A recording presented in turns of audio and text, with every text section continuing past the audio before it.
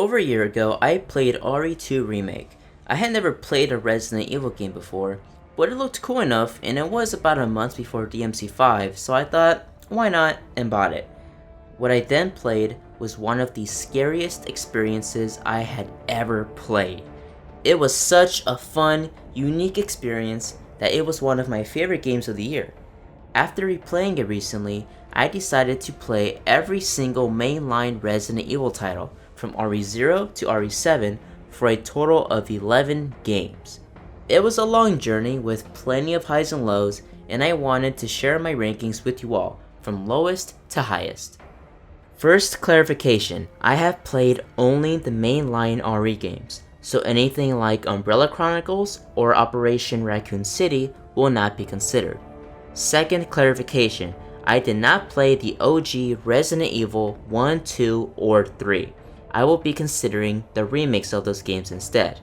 One day I will go back and play them, but again guys, I played a lot of games, so I just did not have the time to play them all. And third clarification, slight spoiler warning for this video. I won't be going over plot specifically, but I may talk about and show things that many may consider spoilers. With all that out of the way, let's start this off. Number 11, Resident Evil 6. I played all these games in a very short amount of time, so I was not there to witness the fall of Resident Evil prior to RE7, and oh boy am I glad I wasn't, because RE6 is even worse than I imagined. A clear attempt to fully westernize Resident Evil, RE6 is a full-on action game with little connection to its survival horror roots. You got crazy action, explosions, and very blatant attempts to replicate Call of Duty. But I wouldn't even mind if the gameplay came together well, and it does not. The gameplay does not feel intuitive, the level design feels like lazy attempts to replicate Call of Duty levels, the gunplay has no impact, and it has possibly the worst cover system I've ever experienced, leading to a game that is as clunky in its gameplay as it is in its story. I honestly could not play this game for more than an hour or two at a time. There are some moments here and there that work, but overall, RE6 is a complete mess. Not because it's more action focused, but because Capcom had no idea how to make a game like this properly work. Back for more? Number 10, Resident Evil 5.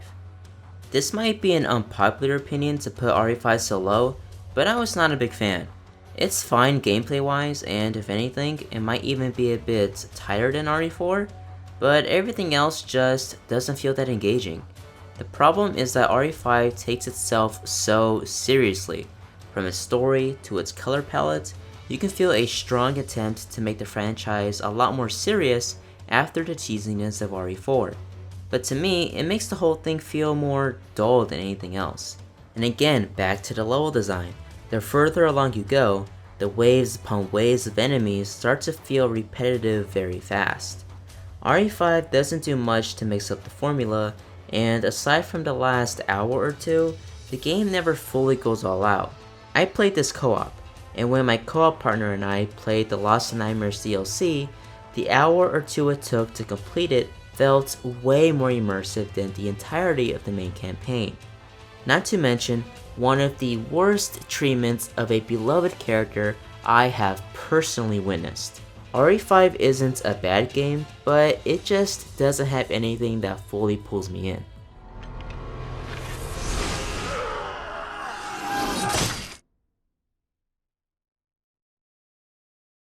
Number 9, Resident Evil 0.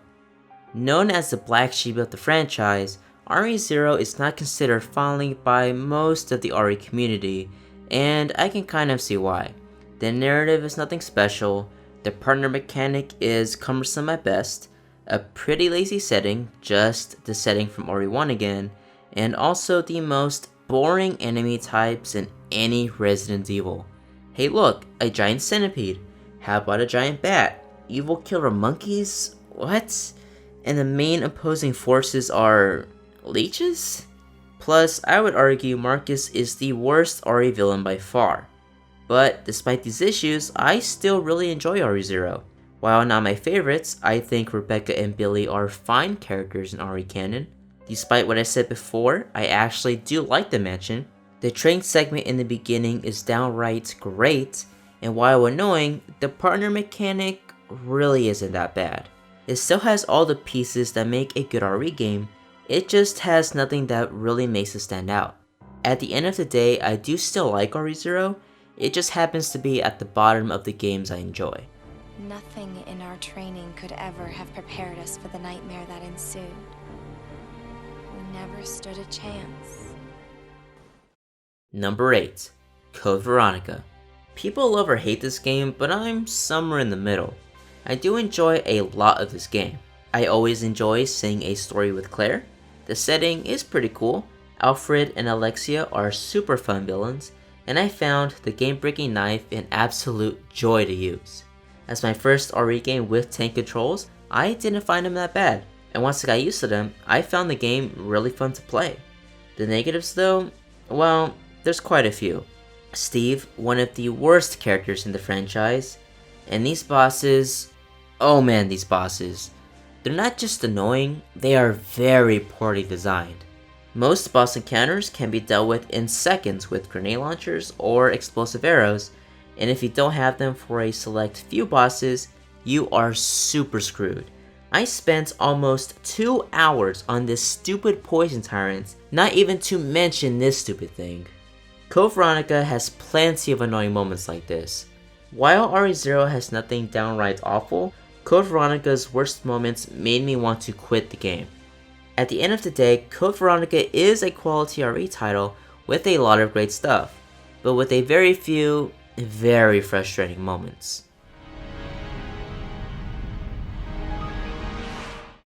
Number 7. Resident Evil Revelations. Quite possibly the most average Resident Evil game, Revelations was an attempt to bring RE back to its survival horror roots when the series was being pushed more towards action. While more of a traditional RE game than 5 and 6, at its core this is still an action game. Ultimately, this game is really good when you play as Jill. When you play as anyone else though, it's not that great. And the story may be the worst story out of the bunch, not because it's downright terrible, but because it feels so convoluted. But aside from that, you got some good stuff. Gameplay that feels good and responsive, an interesting and atmospheric setting, a really cool redesign for Jill, and one of the best final bosses in Resident Evil. This is not a game you have to immediately go out and play, but I don't think you should entirely skip it either. The storm is gone now, but how long will it last?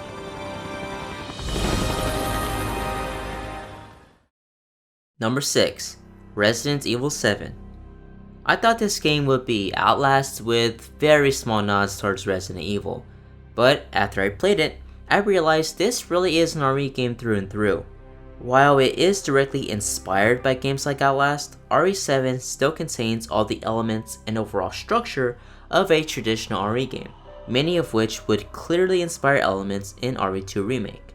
Again, I wasn't an RE fan when this came out, so I don't view it as the saving grace of the franchise, but rather I see it as another solid, albeit unique entry in the series. The Baker family makes for a great antagonistic threat, and the game is the perfect length to make for a nice, satisfactory package. With some of the most terrifying moments in the series, RE7 is a truly standout entry. Welcome to the family, son. Number 5. Resident Evil 4. This is viewed as not just the greatest RE game, but one of the greatest video games of all time. And I totally see where that praise comes from. The gameplay holds up remarkably well, the level design is quite good, and this game constantly throws set piece after set piece at you. Whether intentional or not, the writing and story are freaking ridiculous, and pretty stupid truth be told, but in a way that I find totally endearing. Honestly, this doesn't feel like much of an RE game to me. The game has nothing to do with the main RE canon, taking place 6 years after RE2, and even stating that Umbrella is no longer a threat. Honestly though, this isn't that big a deal because this is still a fantastic game. If I played this back in the day, I could totally see myself playing this over and over again. Many will think it's outright criminal to put RE4 so low, but I do think this is an excellent game. There are just some I like a little bit more. Where's everyone going? Bingo? Number 4. Resident Evil 3 Remake. Coming out a year after RE2 Remake, I had a lot of anticipation for this game, and for the most part, I thought it succeeded. I do have some negatives of course. Nemesis is a bit too easy to deal with, and it would have been nice to have him chase you down for a bit longer.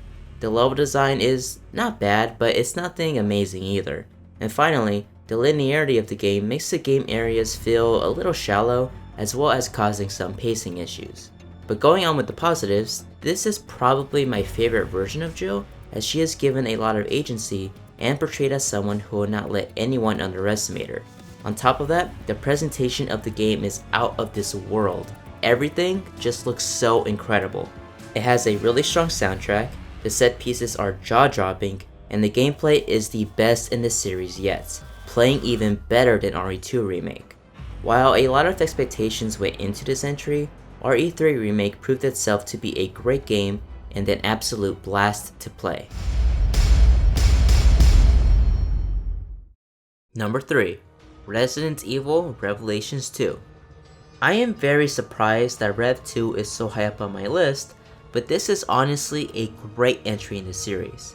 Claire bias aside, this game is way better than it has any right to be. Aside from RE1 and 2, Rev 2 has my favorite setting in Resident Evil. I think most of the island is super creepy and atmospheric. So even though Rev 2 is mostly an action game, you still constantly get a sense of unease through the environments. The combat is also super enjoyable, from the great impact of the guns, to the satisfying dodge move, to the deep ability customization. Rev 2 just feels really good to play. On top of that, the story is good too, as it feels like the most intimate and personal RE story to date. Now, despite what I said before, Claire and Moira are compelling to follow, and bringing back Barry after so many years was a fantastic idea. I came out of Rev 2 liking it way more than I thought I would. This one gets overlooked a lot, so I would highly recommend you check this one out.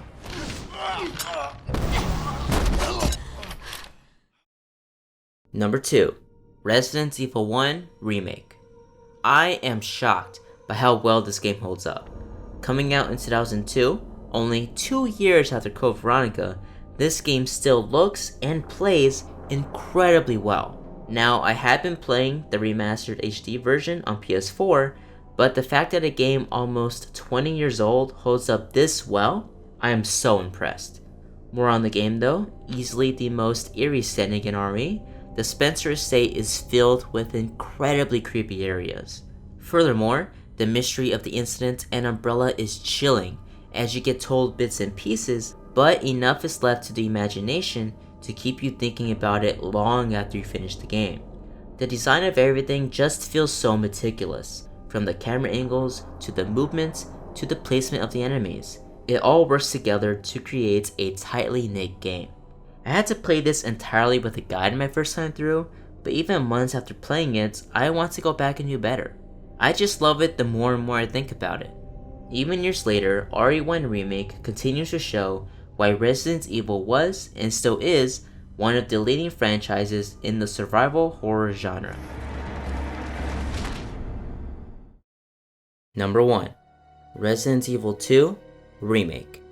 For me, this is the one that started it all, and the one that cannot be beat. I think this is a near perfect game. The story is great, these are my favorite versions of Leon, Claire, and Ada, the pacing is top notch, and the controls are just perfection. Mr. X is terrifying and annoying in the best ways. He's just the perfect wall that always manages to mess up your plans. Also, to me, this is the scariest game in the franchise, as every area is tense and scary to go through, especially the cramped halls of the RPD. Overall, this game hit me in a way I never expected.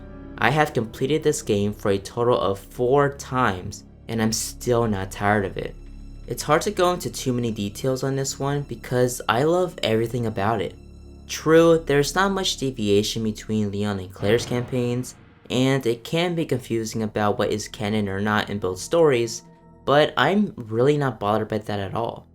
Whereas I think RE1 Remake is the standard for all old school Resident Evil games, I think RE2 Remake is the standard for all Resident Evil games moving forward. This game is just phenomenal, and it's one of my favorite games of all time. Don't shoot! Get down! As I said before, Resident Evil has some real highs and lows. Some games really good, and some games really bad. I started this franchise out of curiosity, but by the end of it all, I thoroughly enjoyed my journey through Resident Evil, and I am very excited about what the future holds for it.